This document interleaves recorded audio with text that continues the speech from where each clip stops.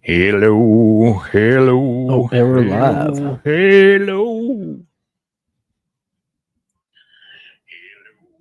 Hello, hello. There we go. We did it. And we done it. We did it and we done it. And we did and done it. All right, folks. Bill, the creamer's low. This is the episode that was dedicated to Jonathan Joss. Yeah. At the end. It's a decent episode. That's pretty good. I mean, it's got Buck, and I thought he was dead. I thought for sure Buck was dead. All right, you ready? Yeah. Okay, get this fucker started.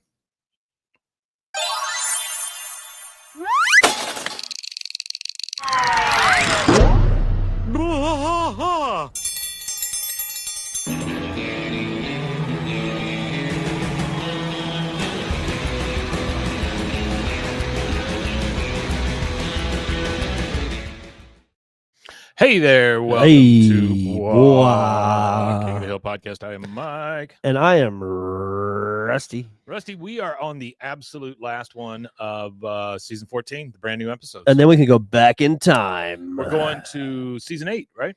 We are going to season 8. I've had somebody ask me that recently they said, "Are you going back?" And I was like, "Well, yeah, man. Eventually, that's the show. Yeah." I said we were just going to knock 10 out and then go back. And he was like, "Oh, okay, cool. Keep doing what you're doing." And I was like, "All right." That was an in-depth conversation. Yeah, it was pretty in depth. So this one is season 14, episode 10, a sounder investment. Yep, and I got a little bit on it. I guess. Yeah, go for it. This will be the 269th overall episode of King of the Hill. Written by Marcelina Shavira. She worked on Upload, which is one of Greg Daniels' stuff. Yeah. Mm-hmm. But she's fairly new in the industry, it seems like, as far as working in like animation, I guess, and in a TV series animation. She's done some stuff. She's done some shorts, and she worked on an episode of Fever Presents, which is Rachel Maddow's show. Okay. Voice in Red Dead Redemption 2.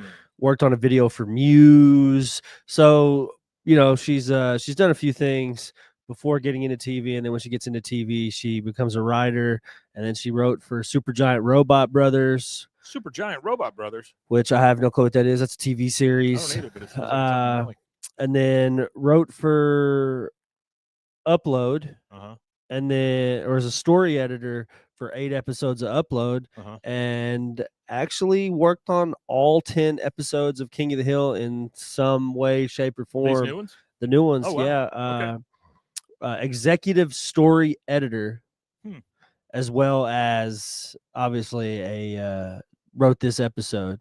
So all the other episodes, I guess, some story editing, and this episode, obviously, well, they did a great job. Written.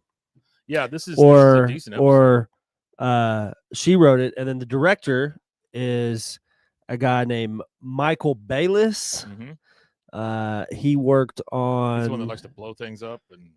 Yeah. I guess so. No, he did some stuff with Bless the Hearts, which isn't that the King of the Hill universe? Supposedly in the universe, but they have a Megalomart, right? Yeah. I think that's how they tie it in, as they say Megalomart. But yeah, so he worked on that. Worked on an animation short. Was a director for 7 episodes of Bless the Heart. Worked on The Great North for 13 episodes, and then worked on as a director for 2 episodes of this show. Yeah, Great North is Canadian version of Bob's Burgers, basically. Oh, okay. Yeah, that sounds good. There were 2 things that spun out of Bob's Burgers. It was that one and the one in Central Park, whatever that one was called. Yeah. But neither one of them made it, I don't think. There's also a tongue-in-cheek play on words for the title. The title is a sounder investment. Yeah. A sonder is a group of pigs. Oh, is it? So it's a Sonder investment. Pigs. See, all I could think of was Sounder, which is the name of a dog in an old movie called Sonder. No, Sounder. It is. It's a sounder of pigs. I thought it was Sonder for some reason, but it's Sounder. Yeah, it's a sounder of pigs, which is a group of wild pigs or swine, typically consisting of sows and their offspring. Male pigs or boars often live solitary or live in bachelor groups, joining a sounder only to breed. So the males don't really participate in the sounder. So the sounder is just the females and the babies. But that has nothing to do with this episode. But I see why they do tie in sounder, since it is a pig heavy episode. Well, it is a pig heavy episode. It is a not only a pig, but like a feral hog. Feral hog situation. I've got a couple of feral hog stories. Do you? Oh yeah, I've got probably a handful or more of them. So I'll tell one. I'll just tell one just to talk about it. So when I was younger as a kid, we used to go to Little Rusty. Yeah, I used to go to a little town called Normandy with my best friend, and that's where his grandparents lived. Okay. And his grandparents lived on. They had like an 8-acre lot, but it was attached to like hundreds of acres, like 300 plus acres. That was my friend's grandma's brothers. So it was like free reign over like this 300 acres as kids. Sure. So we go out there, we're teenagers, and we go out there and we go look, we're going to go shoot hogs. So we walk out there, which is, you don't really walk. You don't want to walk to go hog hunt because they're fast. Yeah. So we get up to this hill. They'll attack. They will attack. Yeah, absolutely. We get up to this hill, and probably about 100 yards out or 200 yards out or so, probably about 150 yards, there's a 40-acre patch of wild hogs. Ooh. It's like 40 acres of wild hogs, just full, all at the tank. There's this massive, huge tank that's acres big itself, and they would go to it to go wallow in the mud and drink water and stuff at night. Yeah. But we could hear the noise that far away, and then when we hit the spotlight on them, they don't run or nothing. They don't disperse, but they, you see how many there are. And my buddy goes like that and pulls his gun up to go shoot them. And I'm like, nah, so we need to leave. Yeah, I said, it's too many, dude. We're on foot. Yeah. Once you start shooting one of them, here come the rest. That's what I said. I was like, the second you pull that gun, dude, they're going to go every which direction. And there's like, there's acreage. There's 10 plus 30 acres that sounds awful. Of just hog, like as far as your eye can see is just hogs kind of thing, just a shit ton of them. And I was like, yeah, it's probably not smart to do.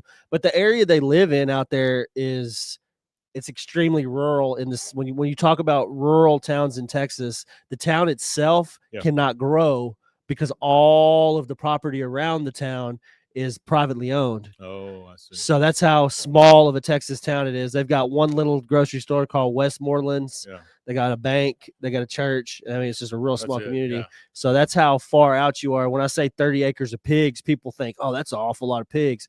That's how bad the feral hog problem is in Texas, which I think is, I think they kind of highlighted in this episode. They did talk about it just a tad. They don't dive into it too deep. But when people start talking about cultural things about the show that they don't understand, because I've seen a lot of people talk about, well, why would Hank go to Saudi Arabia? Well, if you know anything about Texas oil and gas, Saudi Arabia is a very common place for people in that field, in that industry, to go after retirement because they'll retire at 50 from their gas job, and then they'll go to Saudi Arabia and do consultation work for another 15 years and make more in that 15 years than they did in the whole 20 years of their career. Same deal with people that are in the military. They'll do a lot of that sometimes because it's either security or going to a job working for something like Blackwater or something like that. Yeah, I had a teacher actually that she was in Saudi Arabia, and her first year back was teaching my 8th grade class, and it was cool to listen to her talk about Saudi Arabia and stuff. Yeah, Saudi Arabia. She could speak fluent Arabic, and she was a math teacher at an for some oil and gas company where she was teaching like Aramco math which was a real thing back in the day. Yeah, and they actually. I found some Aramco video that we could use. Oh, really? And it's an old video from the 50s or something, whenever that industry was like starting to pop off in Saudi Arabia and Americans were going over there a lot. Mm-hmm. It's like a Saudi propaganda video to Americans to say, hey, look at this beautiful American neighborhood in Saudi Arabia, to try to lure people into the Aramco I would jobs. Love to see that. That was kind of cool. Yeah. Well, I was deep diving on, electricians who have worked U.S. embassies across the world. Yeah, so that's one of the things. And then with like a cultural thing being with the pigs. Like this is very cultural to Texas. Yep. There's a big pig issue. Hello, Like blah, blah, people blah, blah, blah, people blah, are very very well aware of the wild boar problem. Not only that, people make a business out of it. Like Yeah, they do. pig eradication businesses exist. I know guys that are They'll get in a hired helicopter and guns. shoot them and Well, all that yeah, stuff. yeah. They'll do that too. But I know guys that are hired guns that there's farmers that pay them to go sit on their property at night on the weekends or whatever and just shoot as many hogs as they want. Are one of those species that's not supposed to be here. Yeah, they're not. They're like a Russian boar. Yeah, it's like a Russian boar mixed with domesticated pig. Is very what it is. Invasive, very mean, very tough. But their meat is supposed to be extremely good. I don't know that I've ever had any. It's okay. I wouldn't say extremely good. It's all right. Really? Wild pig is real gamey, and not only is it really gamey, it depends on where you kill that pig at because it's going to eat everything. Yeah. Pigs eat everything. Well, that's true. So depending on where they're at, probably not that good. All right. Well, we have season 14, episode 10, a sounder investment. A sounder investment. And due to Rusty's thorough background investigations, we know that a sounder is a group of pigs. A group of pigs. I thought it was the dog Sounder from the very depressing movie Sounder. All right, here we go. We are at the black screen right before you get to Hulu Presents. So Hulu Presents. Join us. Ding, ding, bing, bong, bing. I have gotten used to that being part of the intro now. I have too. You know? Yeah. No bell, no yell for a very long time. Yeah, we hadn't had a bell. That theory, I guess, was our theory was not. We were not right. It held up for a while. It did. It did. I thought it was gonna. Thought it was gonna stay that way, but I guess not. Ding ding ding ding ding ding ding ding ding ding ding ding ding ding ding. All right, start at the Hills house, and they're going to talk about their investments, Peggy and Hank. Their investments. Whoa, such a fun thing to talk about. They got some money left over from that Aramco thing. I'm sure they do. They should have some money left over. And she's worried because it's only growing 5% a year. And then I don't know that that's a correct fact. What's that? That compound interest was invented by President Reagan. I don't think that's an actual. Oh, she's talking about trickle-down economics. He is. He said that compound interest was invented by Ronald Reagan. That's funny. I don't think that's right. I don't think that's right either. Inflation.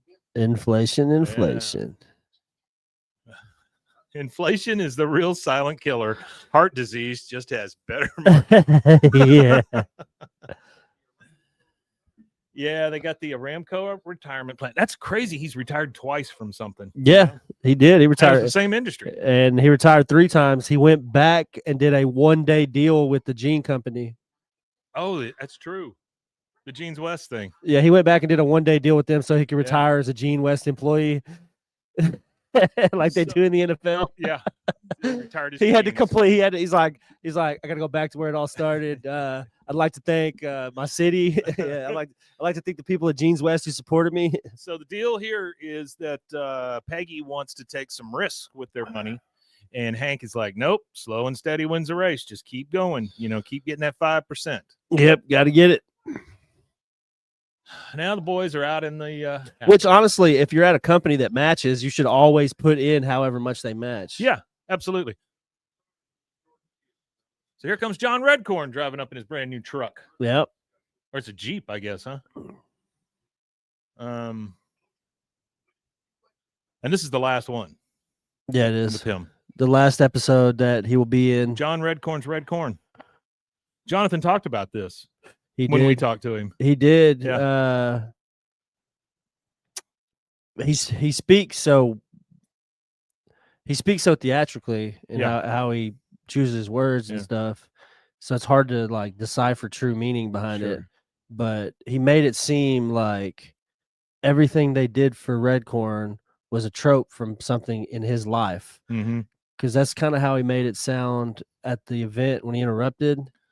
He kind of threw some things in there about his character that are related to who he is as an individual, and they kind of overlap his character in the show. So I guess in a way, I mean, it's the same thing they did for Dale. yeah, in a way, I feel like he maybe he kind of, it's kind of like he said, he just wants to be an actor, not the not the character, not the Indian in a suit, is what he said. I think is his verbatim words.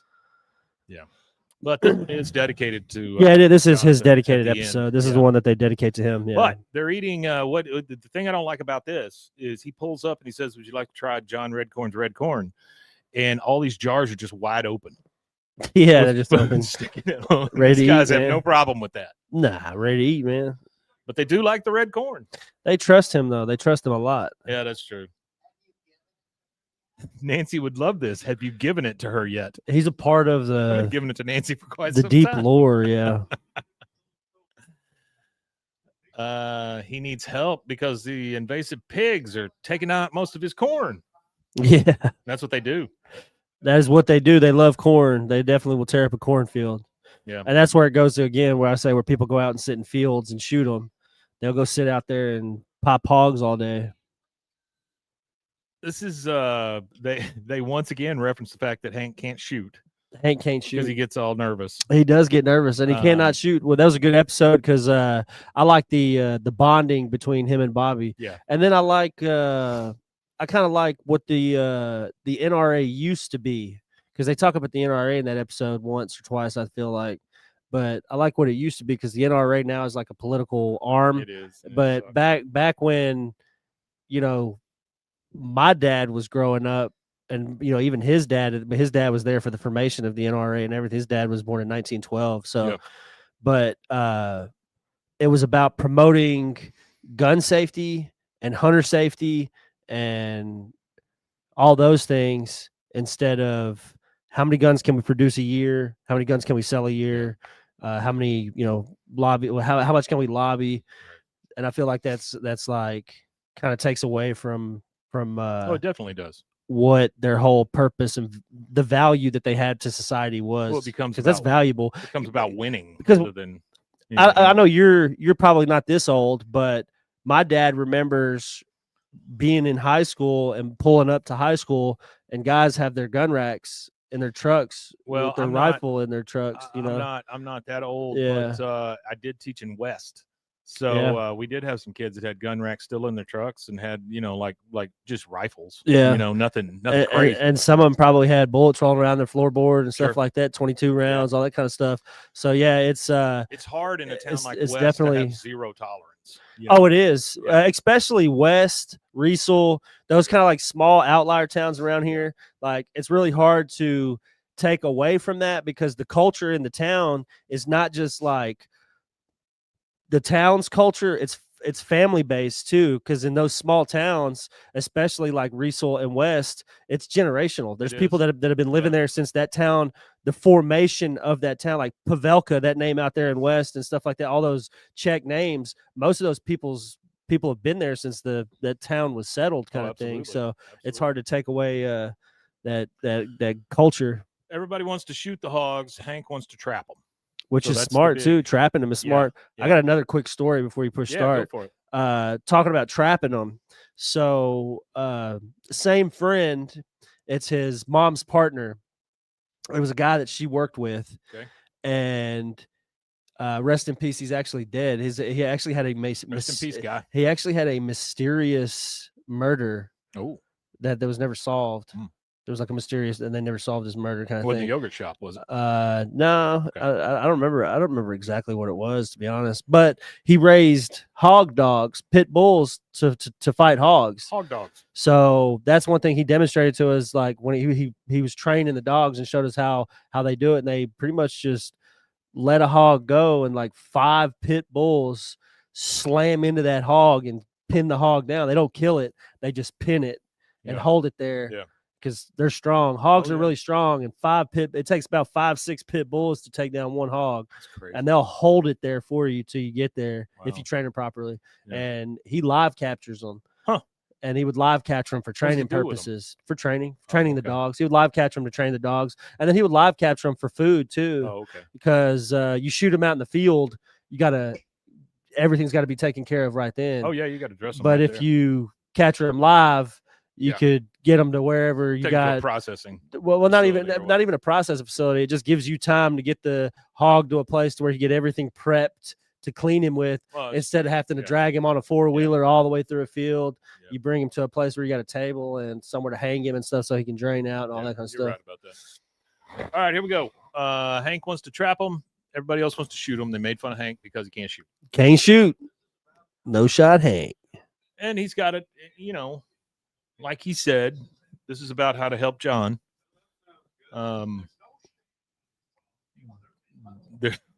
that sucks. That does suck. There's no shame in gathering while the other men hunt. That's funny. Errata pig. He went and got a trap. And then in the background, all the boys are out there just shooting at him. Just shooting. Shooting. And they said that's 51. My God. Best time is in the night. They're nocturnal. All right, we're at the Symphony.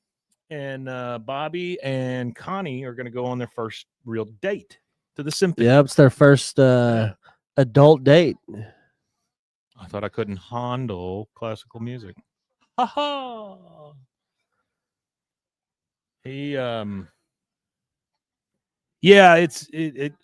This is kind of cute too, though, and this sets up next season.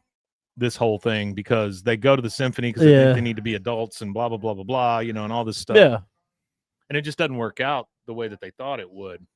Well, not only that, they talk about it in the episode, so I kind of don't really want to ruin it, but it's like that. They got to discover each other again. They've been apart for a long time, and you can still have that fiery connection for somebody for being apart for so long.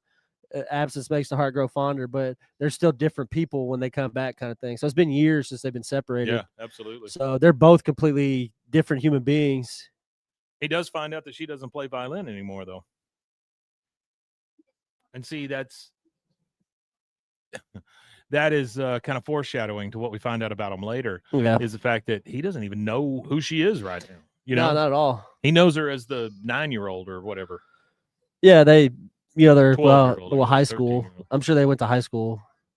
So he remembers the 18-year-old Connie that he left when they all parted ways. It's been 4 years probably by this point. I would guess 3 or 4 years since high school. I know when I left high school, between 18 and 22, those 4 years. Yeah. Oh, it's a big deal. Insane. Big deal. I started college, had a kid, like all kinds of stuff. I do like this joke. They're talking about killing the pigs and stuff, and Bill says, well, my secret is I don't shoot where the pig is, I shoot where the pig's gonna be. And then Hank comes over and goes, Bill, that's just hunting. That's that's literally all it is. That's just hunting. Yeah. Well, hunting moving animals. Yeah. So I'm assuming this is Toby doing the yes. right? By now it's Toby. Yeah, it's all Toby at this point. It's actually not bad. He's actually spread out more than you think throughout the show. There's some episodes where it's both of them, I believe. So now they're talking about shooting at other farms. Yeah, taking care of this. Do something you don't like, man. Dang your life. This is good too, though. He said, it's better than your idea, Uber for dogs. He goes, if a dog can cross the street, a dog can drive a car. He goes, wait, your idea was for the dogs to drive? Yeah, that's asinine. He thought it was just to move dogs around.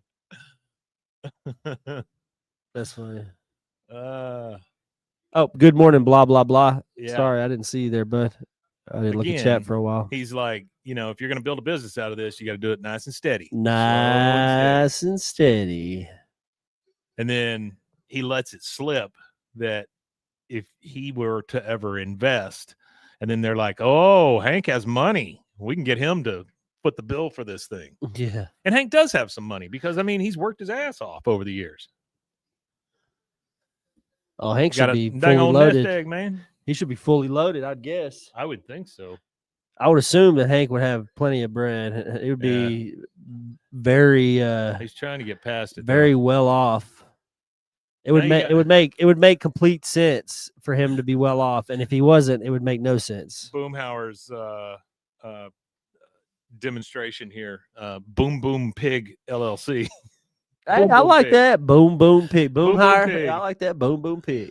Profit. He's wearing he's got a jacket on. He's pitching to Peggy, which is dangerous as hell. He came in, did a whole. He's got slides and the whole thing. See, that's not how Hank wants to do it. It shouldn't be that way anyway, Yeah, because my half year. whose money is it really? Well, that's one of those. He does say this It's is Hank's not, money. He goes, "This is not like raising a kid. You don't just make it up as you go along." Yeah, which is true. Yeah. Oh, and see, he based it on the population of pig growth. I mean, he's done his research. He did it. But it is retirement money. And so Hank says, let's just go to the bank and let them talk about it, because he knows the guy at the bank's going to say no. He hopes. Yeah. Yeah. Is it a bad idea or a horrible, horrible idea? But it is a great business idea, the banker says. That's crazy. She says, "Oh yeah," and he goes, "Oh yeah, man, oh dang old, oh yeah." And then the bank guy just like I'll pitch in. It's his research that set everybody off, though. Yeah, that's true. If you go to somebody with a well thought out plan, they think you got it figured out. Business plan makes a big difference, even though you're just making it up for the most part. Well, it's like a college degree. It just shows that you could complete something to your loan officer. Yeah. If you sit down with somebody that wants to spend money, if you put the effort into even bullshit a business plan, they're like, oh well, this guy put the effort in to create this. They're having like a meeting of employees around Peggy's kitchen table. The board's meeting. And there's one guy on the laptop. They're really going deep into it. Cindy Carrington, Community Development. She's lined up 2 more farms, which, I mean, that's good. Not sure how she's getting paid, but I think Peggy says it's future profits, right? Yeah. Bill is there, but he's not an investor. He goes and he's the runner. Like he'll go and run for stuff and bring it back to him. The salaried employee. Deferred compensation, Hank. That's true. He is a glorified intern. That is what deferred compensation is. She's like, Bill, the creamers go, I'm on it. Yeah, Bill, you might get paid if we make money. And then there's a guy, Connor Felice, accounting. That's the best. I don't know how to kick someone's ass over Zoom, but I'll figure it out. That's funny. I like that line. That's a good Hank line there. That's an excellent Hank line. Especially I ain't figured out how to kick nobody's ass over Zoom. Yeah.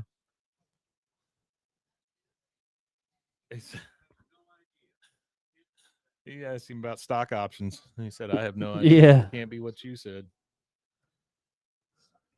And then I do like the fact that they're here on the balcony, Joseph and Bobby eating, and it's actual Whataburger bags and cups. And well, that's where the deals come in. Tie-in, yeah. I might have the plug on one of the signs at Whataburger. What's that? One of the King of the Hill signs off of the window at Whataburger. Oh, that'd be cool. The Whataburger in Hewitt is close to where I work, so I go there often. And I've talked to the manager a few times about it. Yeah. And I've even jokingly told him, if you just turn your head, I'll rip it off the window now. And he's like, well, so Connie calls Bobby and she says, I know it wasn't the best first date ever, but, I think we should try something else. And so she's going to plan something more fun for them to do. Yeah. Now we're at Bore and Moore headquarters. Which they got night goggles. They are ready to go, but they've yet to go on a hunt. Yeah. And then they explain FOMO for some reason. He doesn't understand why there's no money. Yeah. We don't have to kill pigs to make money. Which makes no sense. Well, how are you making money? Well, that's every tech startup ever. Yeah, pretty much. It's vaporware. You know, they have a prospectus. Yeah. Now he's going to run it past the most successful businessman he knows. And of course, that is Buck Strickland. Buck Strickland. Who is on a treadmill with his trainer.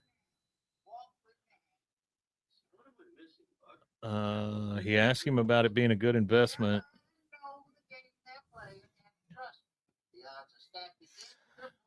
Buck is never a good litmus test of this kind of thing. Nah, I wouldn't talk to Buck about any type of investments. And he in an emu farm. Yeah. Go out there and kill them emus.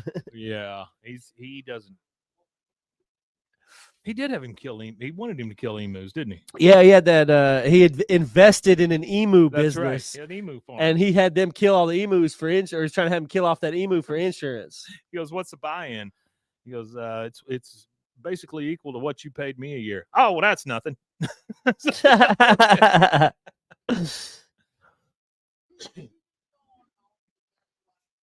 Yeah, he tells him to pass on it.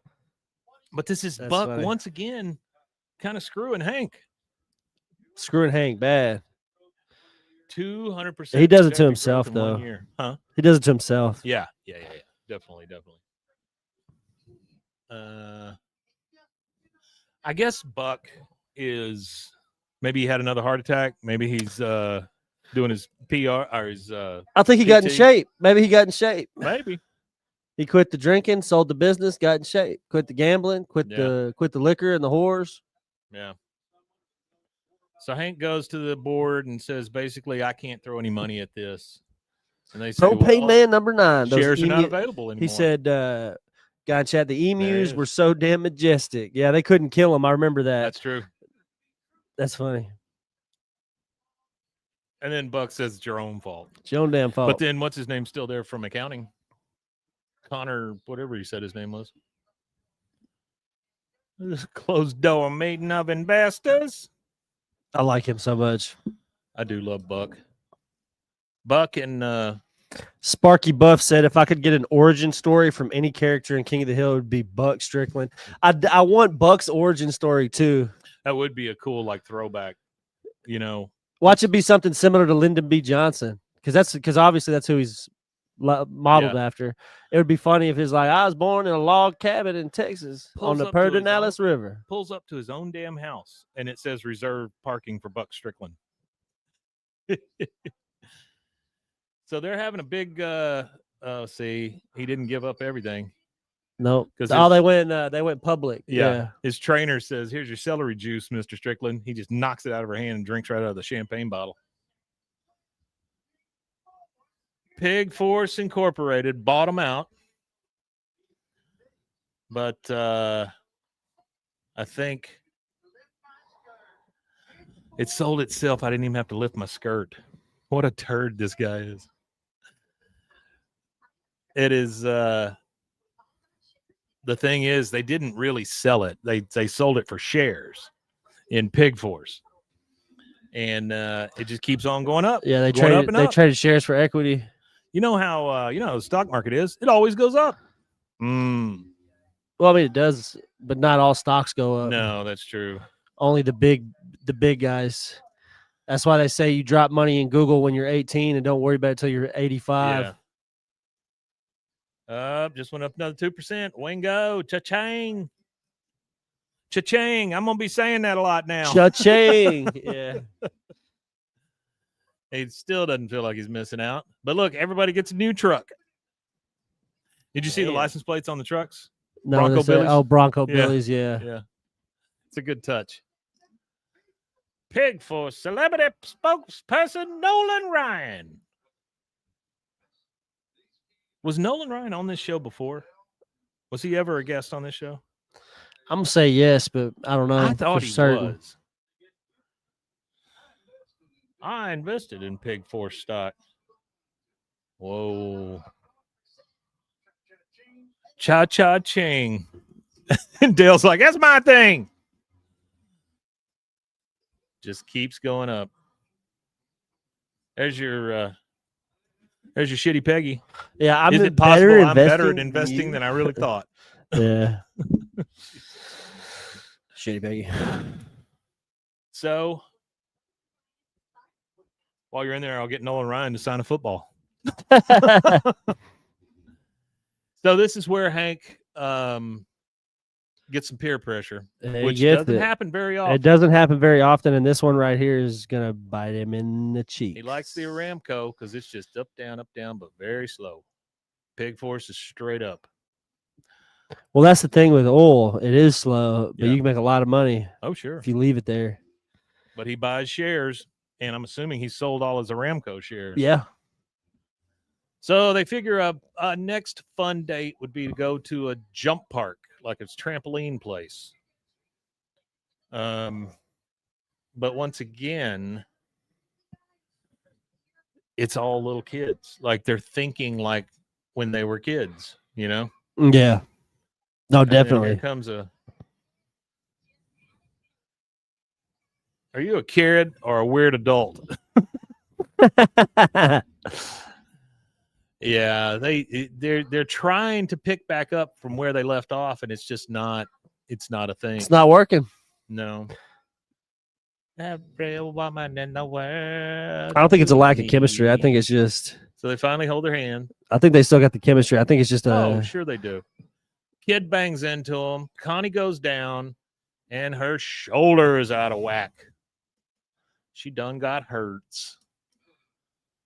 And now that Hank has bought the stocks, everything tanked.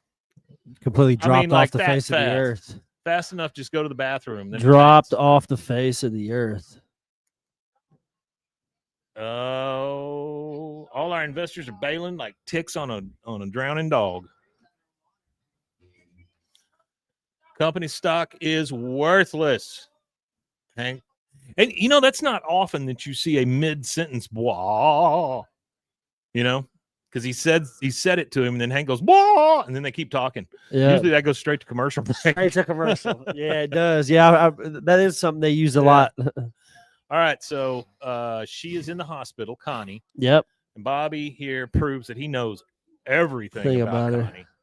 Like he knows her last menstrual period. He knows her blood type. Yeah. He knows everything. But then it said, wait, and he said, none of my business. That's good. Bobby knows what to do. That's good. Yeah. For her weight, you put none of my business.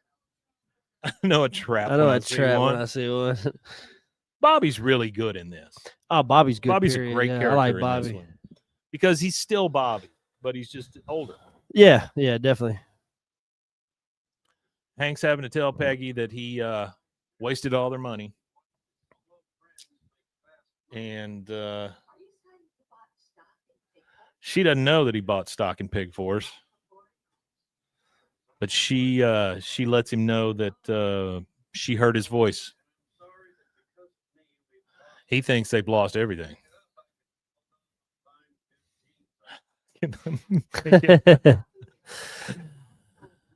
Peggy sold her shares while it was still up. Dang. Because she heard Hank's voice in her head. So she saved him. She does. And it's great until she says what she says. Oh, Peggy. That's true. You still do have to pay insurance on those free trucks. Oh, yeah. Probably have to pay taxes, too. She does give him the credit, though, and say, I made the right decision because of you. Well, I recollect there being 2 clients. Oh, he's going to go finish it up, take care of those pigs. It's true. I'll be out trapping hogs. I like that. That's a good ending.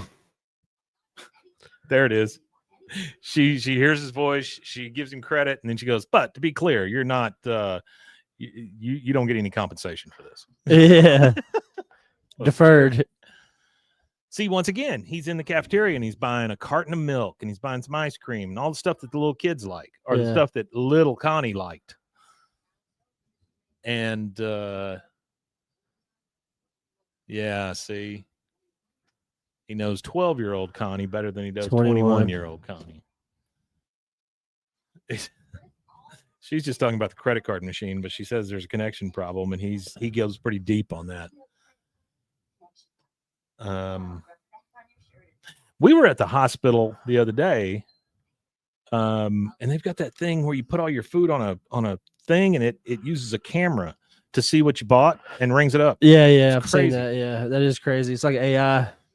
So he brings all the stuff in there, and he finally owns up to, we've been trying to get along with each other, but based on 12-year-old us. And she is high as a kite. But honestly, for Connie, these are the type of moments that it's almost like truth serum to her. Yeah. What if you only like the husky 12-year-old version of me? You're rubbing his belly. See, like she wouldn't say that out loud. Yeah. You're the bravest person I know. See, I don't know that he knew exactly what he wanted to do. He just exudes confidence in that area, Yeah, maybe. And then she kisses him. I always thought Bobby really was pretty sure of himself, and that's what made Bobby was how sure of himself he was. He didn't have to do a lot of self-discovery like everybody else. She says, I want to do weird stuff with you. Weird stuff to you. Yeah. She's high as a kite. Yeah, she is.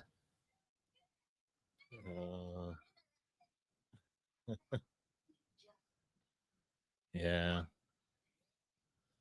He got her some pudding, and they're just going to talk about stuff, it's really sweet, honestly. Quantum dot emitters. Shit. Yeah. There you go. Yeah, I saw that. So she says, let's go to South Korea, which I honestly would do them both well, I would think. Yeah, he'd be able to go, get some food advice, go look at some different stuff. Advice. She'd be able to see where she's from. Be able to learn something. Yeah. I don't know if learning Japanese. I don't know. Yeah. I don't know if he would want to say that he does Japanese cuisine in South Korea, though. South Koreans hate Japanese. Maybe. My uncle was South Korean, and he did. If you if he ever heard or you talked about Japan or Japanese people in front of him, he absolutely hated Japanese people. Yeah. So they show up. They're using the trucks to get the hogs to go into the net, catching all of them. So ultimately, they do help John Redcorn. Now, I wish John Redcorn had ridden up on that horse that would have been keeping. Good. That would have been good. Yeah. I kept thinking that horse from Bronco Billy's was going to come into play. John Redcorn's red corn. Texas grown red corn. I like that they push his hairline back. Yeah. 38%. 38% profit. Oh, Lord. Says it's time that the Hill family got into bed with John Redcorn. And then look at Hank's face. And Hank. Yeah, Hank's like, I don't know about that. Hank says, John Redcorn's red corn. That's she means business, not anything else. I just want to be very clear. That's funny. That. And then we get the in loving memory of Jonathan Joss. Yep. Rest in peace. Yeah, it's a really good episode, and it's a good one to end on also because you do leave a couple of things kind of as cliffhangers, not really, but Connie and Bobby, the fact that they're doing business with John Redcorn now, that may never pay off, but big deal. And we just see the continuation of our favorite people in the world. Yeah, I don't know how they approach that. I wonder how they approach that in the next season. Because they recorded them together by the sound of things. I would really hope that we do get a Lucky and Luann mention next season. We vaguely got something in this episode, that picture of them. Yeah, I just want them to kind of just acknowledge. That's all I'm really looking for. Just some sort of acknowledgement as to where they are and what's going on. But overall, good episode. It felt like honestly, this one feels like an old King of the Hill episode. Yeah, it really does. I liked it. All right. Well, that is it for this one. You want to tell them where they can find us? Yeah, you can find us at BWAAAKOTH on all social media. And you could also email us at BWAAAKOTH koth@gmail.com. Looking for somebody that wants to help with social. So if you want to reach out and send me some type of resume or whatever at bwaaakoth@gmail.com, I'd appreciate it. All right, guys. Thank you so much for being here. Spooky Buff, blah, blah, Propane Man, Sparky Buff. I said that twice. And anybody else who has been in and out, we sure appreciate your help. Appreciate you guys. Yeah, absolutely. Yeah. We love you, and we couldn't do it without you. Yep. If you are in the live stream, then hang around. We're going to do a Friday episode. Other than that, there's one thing left to say. Oh, we matanye. We matanye indeed, mofo.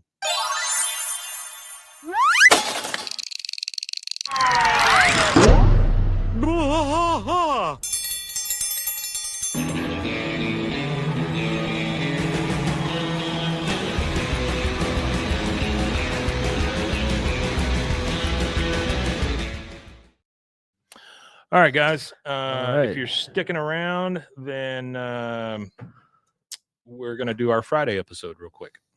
Here we go.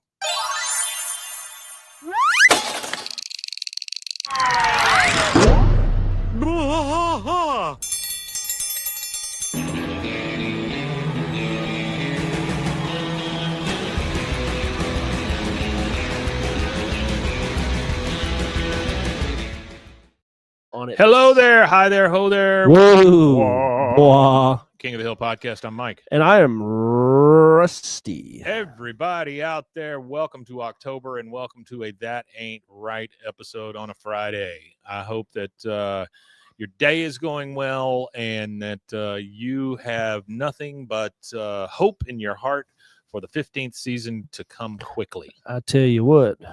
All right, so I got a couple things here today. Nothing huge because there just hasn't been a ton of news about King of the Hill since the release. It just keeps getting good ratings. Now, I did read yesterday that by the end of the year, Hulu will be completely enveloped into Disney Plus. There will be no more Hulu. Yeah, they've already started that. If you go onto the Disney app, there's an entire Hulu channel on there. Yeah. You know, it's funny about that. I read an article about that. They're no longer shutting it down. They're going international. What does that mean? So Hulu isn't all over the world. Oh, it's not? No. Oh, I didn't know that. So they're going global. I mean, instead. I do understand, since Disney owns it, having Hulu as part of Disney, you can go up on your price for Disney and include all the stuff, which I think is not a bad plan. Because I mean, when you think about it, you've got all of the reboot stuff they've done on Hulu. Hulu made some decent movies and they had some decent series. They have a deal with all of these true crime things. You know, they have tons of that stuff on there. And then you're going to fold it into Disney, which also has all of the Star Wars, all of the Marvel, all of it. So it is a King of the Hill, freaking behemoth. You know, I mean, it's a big one. Yeah, they get King of the Hill even. Yeah. That's how big they are. They've got everything that you've ever watched. I've got a couple of articles here. One, they're both from Cracked. Because we know folks over there and it's been nice dealing with them. But this one says, Toby Huss says King of the Hill revival producers considered doing Dale's voice with AI. Scary. Following the passing of Johnny Hardwick, King of the Hill nearly took drastic measures. Toby Huss says King of the Hill revival producers considered doing Dale's voice with AI. So this is written by Keegan Kelly, September 12th of this year. And again, it's from Cracked. If you want to go look it up, you can. Following the untimely passing of voice acting legend Johnny Hardwick, the King of the Hill team nearly replaced Dale Gribble with a robot.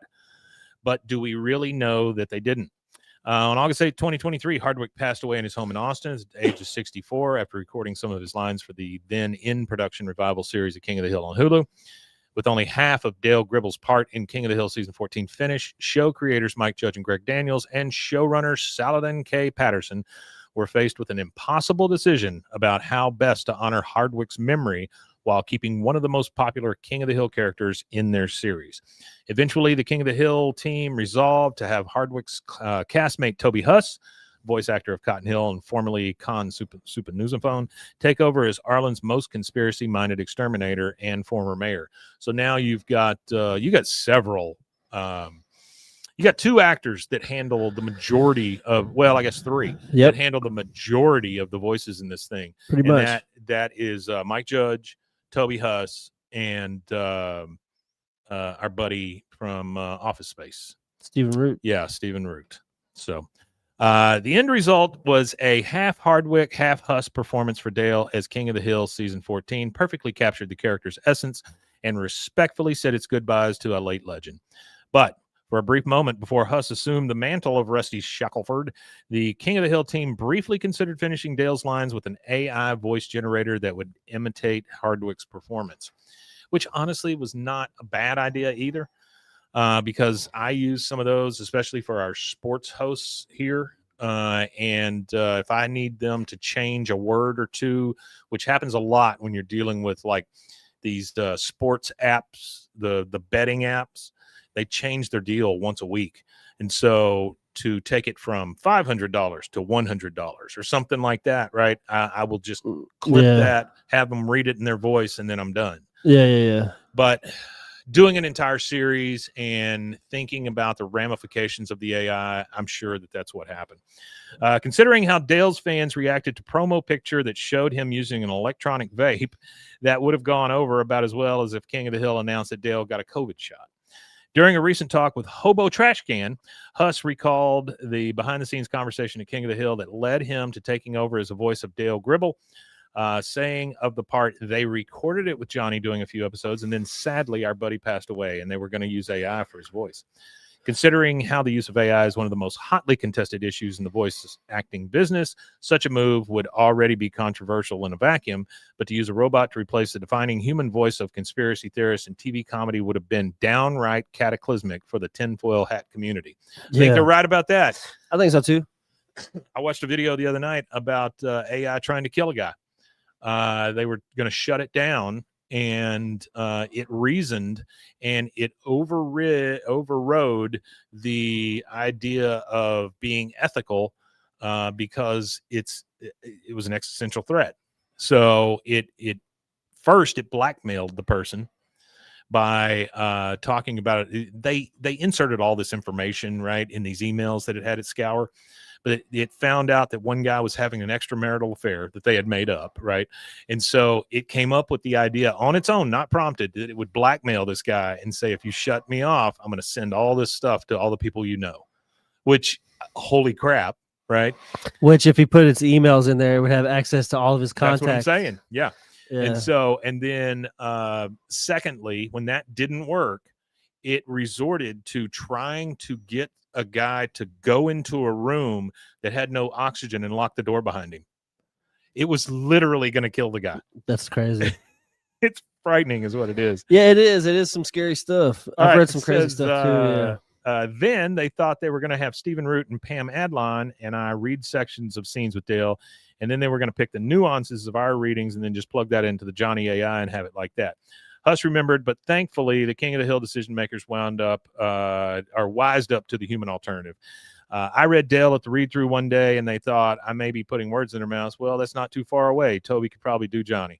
Huss continued, I got a call, and I was driving around, and I said, hey, do you want to do Johnny? He said, yeah, that'd be great. And so Huss' solid Hartwick impression saved Dale from turning into a soulless robot, and the secret to Huss's success in the role lies in some good old-fashioned human voices. Huss revealed the key ingredient to doing a convincing Dale, explaining, I think Johnny and I, in the course of our lives, smoked just about as many cigarettes as each other. Thank God Dale didn't switch to the Elf bar. That's really good. That is good. I like Toby Huss. I think I've always Huss too. respected him as an actor. I always like it and things that he shows up in. If you've never watched, what's it called? The one about the computers, Halt and Catch Fire. If you've never watched Halt and Catch Fire, you should. He is very good in that series as the Texas-based. Basically, he runs Texas Instruments, even without calling it Texas Instruments, and he ends up coming on board with the guys who invent some of the first home PCs and stuff. It's a very good series that I think that you guys would really enjoy. Yeah, that sounds good. Second one. I actually have some stuff to read. Yeah, go for it. Yeah, I got some emails and stuff. So I got an email here from Nora James. It says, in the dance scene of Men and Khan's Not Anniversary, the Hills are doing a new dance. They are. It's called the Lean Turkey on White with the crusts cut off. I got that joke from a review of the 90s movie The Buttercream Gang, which is a movie Hank would totally watch religiously if he knew about it. And the irony of the title would be lost on him the same as the people who made it. Oh, that's fantastic. That was a good email. love Yeah, that. Good I joke. got another one here. Hold on. This is from Gary Yap again. Gary Yap. This would just be his response email. Yeah. Gary, I want to say thank you again for that. Those pictures. That's just fantastic what you did. Thank you so much. Saw the poster shout out on the most recent taping. That was amazingly fast, by the way. How's it look? And given that the piece that I created is yours and Mike's, feel free to give them away or sign them as you see fit. No permission needed from me. Enjoy. Fantastic. Thank you for the segment. It meant a lot to me. It was originally going to do it on my channel, but I legitimately couldn't get through shit without crying. We understand, dude. Plus, in the end, it just seemed more poetic to do it via the podcast. Again, thank you. And we thank you for allowing us to be an outlet for your feelings and emotions. Honored. It kind of solidifies us in the King of the Hill lore when you do that. I will tell you this. My wife is not a giant King of the Hill fan. She does not mind the show, but she's not a fan like we are. Yeah. But she has told everybody she works with that I got a Gary Yap picture, and she's told them how important that was, and it truly is to people like us who just started a podcast. Yeah, especially it's a big deal, Mr. Yap, and we certainly appreciate it. Especially on the days where the hours have been long for weeks on end, and me and Mike are just tired and wore out, and it's Saturday morning, and the last thing that we want to do is more work on Saturday morning. True. You guys help make it not work. Boy, you're not kidding. Like Gary interacting, and even like Artie and Sparky and chat and everybody there. So it kind of like it makes everything easier for us. So what we will do for the Gary Yap photograph of me and Mike, we will both sign whatever we send out, but we won't be able to do anything bigger than like a postcard size or maybe something small, like a 7x10. Isn't that like a normal photo size? Something that size. Yeah, 8x10, something that size, because the cost effectiveness of us doing it like full prints would cost. We would think a postcard is plenty big. Yeah, we would have to charge for something that big just because of the cost to make it. I would say if you have ever sent us anything, we are happy to return the favor and send something. And I understand the sticker debacle. It's gone on for years. But I am going to send those to Artie, and we are going to get those out. But postcards, super easy. I can get some of those printed up, and we can take care of it. I actually have another email too. I got a couple of email things from. This is from Super Aztc. Yeah, Black Ant, I think is what he goes by. Apparently, Bruce Taylor, which is a voice actor for several Adult Swim and Cartoon Network commercials and ads throughout the years, passed away recently. And he said that he did many ad reads for fictional brands from the show that aired during the bumpers. And he sent me a YouTube clip of it. I'll send it to you because I think that you could probably use that or something. I don't think that would. I'd love it. I don't know how copyright that would be, but you might be able to use some of that. And then I think I had two more. I love getting these stuff emails. I should have. Well, stuff that I've not read. You know what I mean? In a while, like. Any news on Emilio? No, have not heard anything back on Emilio yet. I'll reach out again this week and just see what's going on. Oh yeah. This was from Gary Weber. He said, "Hey guys, I'm a huge fan of the King of the Hill podcast. I love how y'all break down every scene. With that being said, are we coming back to the original series?" Yes, we are. Don't worry. I've already messaged him back, letting him know. But yeah, that's the last one. The next one we do will be episode 8. Episode 1. And he said, "I understand that season 14 got released. It's a new season that's really great, but I feel like we can't leave off on season 7. We're not. Yeah, we had no intention of being done right there. We wanted to be on top of the first season, for us to break down in this one. So. Yeah, it's different. This we will revisit this again and do it in our original format. Yeah, absolutely. At the end, absolutely. When Next we get week, through it we all. go back to color coding and writing in notes. And we'll do the same thing when 15 comes out. Mm-hmm. When 15 comes out, we'll pause wherever we're at and we'll burn through 17, and then we'll resume. that might put us in the middle of a season. If it does, when this come out in August, it does. Yeah, it was August, right? but if we stay, this messed up our trajectory doing 10 episodes of this. But really, if we would have stayed with doing it, we would end right around the same time every time for a season, because we usually end and start a season in the summertime. Right. That's true. Because I did the math on it that one time, and we were like 5 years away. We're way like closer than that now, obviously. Yeah. We're well over the halfway point. So it's like 2 years, maybe 3 years left of like grinding it out. But yes, the answer to that is yes. Starting next week, we will go back to our traditional setup with season 8, episode 1. Yeah, let me see if I have any more. You got the spooky cover on your phone there. Yeah, I got a spooky cover. I'm a big fan of Halloween. It is spooky season. All right. Hey, Rusty and Mike, I'm on season 3, episode 25 of y'all's podcast. I just wanted to message real quick just to say I love the podcast and it helps me get through work. I am watching King of the Hill for the first time ever. Oh, wow. First time ever. That's amazing. And he's using our podcast as like this is the first confirmed usage of our podcast as a watch along piece. As a companion piece. So he said, for the first time ever, I watch a few episodes at home and then listen to the podcast at work. So at the house, he'll listen to 2 or 3 episodes, and then when he's at work, he'll catch those episodes on the podcast. Thank you. His name is Ace. He said, I just wanted to message y'all and thank you guys. Got a great name. Too. Yeah, we appreciate you, bud. Thanks for sticking around with us and checking us out and stuff like that. We appreciate you. I don't think I have any more. Hold on. Let's see here.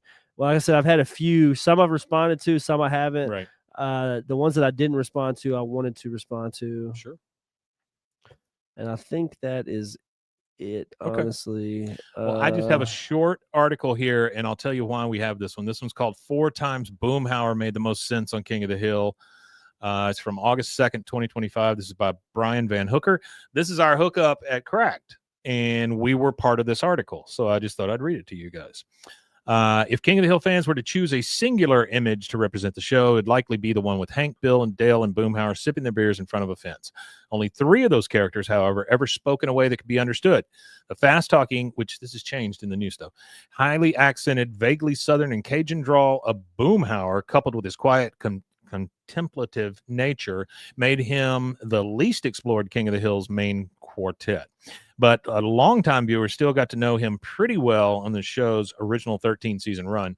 For one thing, unlike Bill and Dale, Boomhauer rarely flew off the handle. He was also much more well-read than his friends, and he was known to make references to art, literature, philosophy that go over their heads. He was morally centered and entirely sensible as well, sometimes even more so than his common sense spouting pal Hank Hill. That's true. Below are 4 examples of when Boomhauer made more sense despite that indecipherable accent of his than anyone else on King of the Hill. All right, number 1, when Dale burned down the dang old firehouse. In season 3's A Firefighting We Will Go, the 4 guys volunteer as firemen, and naturally they end up burning down the firehouse. The fire chief is unsure of who to blame, so he interrogates every member of the foursome. Throughout Bill and Dale's skewed versions of the truth, it becomes clear that Dale is to blame. But Hank, looking to protect his friend, decides to lie and blame the fire on the recently deceased fireman. Boomhauer, however, is the only one telling the truth. The problem is the fire chief can't understand him, so Dale gets away with it. Yeah, that's a good episode. I like that episode. Number 2, when Bobby went hunting for dang old snipe. The 3rd episode of the 1st season focused on the guys taking Bobby and Joseph on a camping trip. While on that trip, Hank sends the boys on a snipe hunt. A snipe, of course, being an animal that doesn't exist. Still, Bobby mistakes an endangered whooping crane for the elusive snipe, seemingly killing it. When a park ranger comes looking for the creature later, Hank covers for his son, but Boomhauer tells the complete truth to the ranger, including that the crane was in the very cooler that Hank was sitting in. Yeah. Like with the fire chief, though, the ranger has no idea what Boomhauer said. This is the earliest example of Boomhauer's unshakable morality and proof that even if no one could understand what he was saying, the writers knew who Boomhauer was right from the start. Yep. All right, here we go. Number 3, dang old Dadaism. Mike Hamilton, who co-hosts Bwaaa, King of the Hill podcast with Rusty Shackelford, notes there's that our mention. that's it. In the episode Say Nay Pa Un King of the Hill, Hank tells Boomhauer that the purpose of art is to spruce up a place, but Boomhauer disagrees, making reference to Duchamp's fountain and Dadaism. He's looking at it way more deeply than Hank, I said. Number 4, when he spoke about the dang old meaning of life, Hamilton also points out to a more ethereal example of Boomhauer's sensibility in the death of propane salesman. The characters are talking about the meaning of life, and Boomhauer goes off. Hamilton explains, referencing a speech in which Boomhauer makes passing references to the butterfly effect, the tree falls in the forest, thought experiment, and Descartes' I think, therefore I am. According to the guys at Bwaaa, the scene seems to say that of those 4 guys, Boomhauer is the only one capable of existential thought. Absolutely. Thank you. I like that. That's a good article. Brian. That was our mention too. Yeah. I got a few things that I want to talk about that are not really King of the Hill related, but just to add a little bit to this that episode. Ain't Right Friday, so go for it. 2 things I'm grateful for this week. Yeah. First episode of the revival of Reading Rainbow released. So Reading Rainbow is back. Mm-hmm. And in the same vein of Reading Rainbow, I kind of wanted to kind of touch on this a little bit because it's something that's near and dear to my heart. Public television, public broadcasting, period, whether it be radio or television. Without public broadcasting and without public television, I feel like I would be a lot stupider of a human being than I am. I would be a lot dumber of a person. I feel like without those resources as a child, being a poor kid that didn't have cable or nothing like that, I feel like without the PBS broadcasting channel and without having NPR on the radio, I feel like I would have had a lot less interesting things in my life that are cultural based, whether it be music or television programs from different countries and Ken Burns documentaries and stuff like that. So right now there's no funding to those places anymore from our federal government. Our tax dollars are no longer helping support those things. So again, it's one of those things where our podcast is made possible by viewers like you. That's just true. Like all those public broadcasting things. So go and donate your money to public broadcasting, anything, whether it's NPR or whatever, all your political nonsense aside. If you look at the true statistics behind those programs and the benefit that's came out of them over the years, I'm sure it's worth a $10 bill, $20 bill here or there.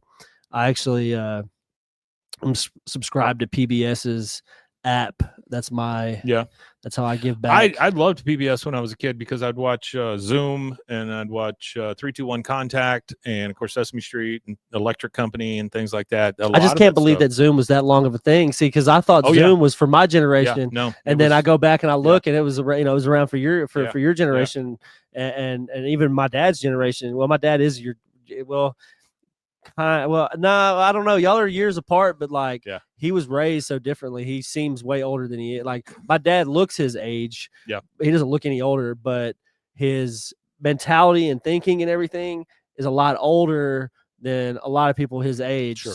So like when my friends grew up with parents who were similar age as my dad, he wasn't raised by somebody that was born in the 40s. Right. Like most of your generation is raised by people who were either born in the 40s or late 30s or whatever it is. Yeah. My dad's dad was born at the turn of the century, like 1912 My kind of thing. 33 and 34. Yeah. 1933 and 34. Like the 30s. So yeah, I do want to put out some good thoughts here. My mother went into the hospital. She's 82. I was going to ask you about that. Yeah, she's 82, and anytime the hospital comes around at 82, you get a little scary. Worried. Yeah. But she went in for anemia, and they were fixing that. And while they were there, they said, "Well, let's do a colonoscopy," and they found a big mass, and so she had half her colon removed. But she went home yesterday night, or last night. So that's good. Hopefully things are going well. We should know in a couple of weeks whether there's radiation and stuff like that involved. I personally want to be there when they talk about that. Boston, Mass. That's right. Zoom. You got to send a self-addressed stamped envelope. 02134. Yeah. But they we should find out whether she needs radiation and stuff. Personally, for me, I would say don't do it. Yeah. Because at 82, you know, my mother's had a ton of health problems, but she is a strong woman. But anyway, I just want to put that out in the ether that she's doing much better. Yeah. And hopefully things continue that way. But that's really all I got. Yeah, I think that's all I had. Okay. Just remember, viewers like you make all those things possible. You guys are the ones that make all of this possible, and we certainly appreciate it, especially you, Artie. Thank you guys for being here. And thank you. You want to tell them where they can find us? Yep, you can find us on Boston, Mass. 02134. All, if not most, social media at BWAAAKOTH. That's 3 A's, AAA, BWAAAKOTH. And we'd love it if you send us in an email. Yep. Send us a message on social media somewhere. Also, on the lookout for people to help with our social media. So if you are that person, go ahead and send in an email. Let me know. Thanks, and we could discuss what that would entail.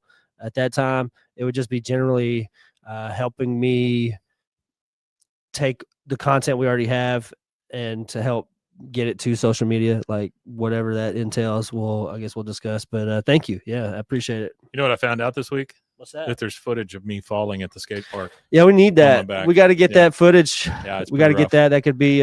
We should use that footage. You just see me go as our commercial breaks. Each of our commercial breaks, and then you hear me going, just like cussing. Oh, it's rough. It's rough. All right, guys. Thanks for being here. We love you all, and we will see you again next time, right here on Bwaaa. One last thing. Say it. What did Nixon say? I can't remember. He said, "I'm not a crook." Well, no, but he did like the peace thing. Is that what he said? I'm not a crook. I am not a crook. So we matanya. We matanya. Indeed. Indeed.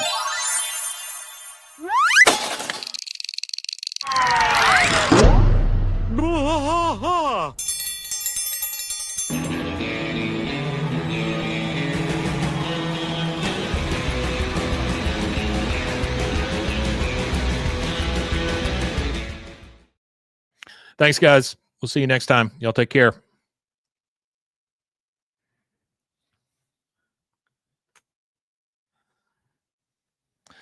See, I wonder, is it still recording? I don't think it is, right? It stops whenever you leave. Oh, I have to leave. Okay, sorry, I have to leave or it won't turn off. Oh, yeah, you go ahead and leave then.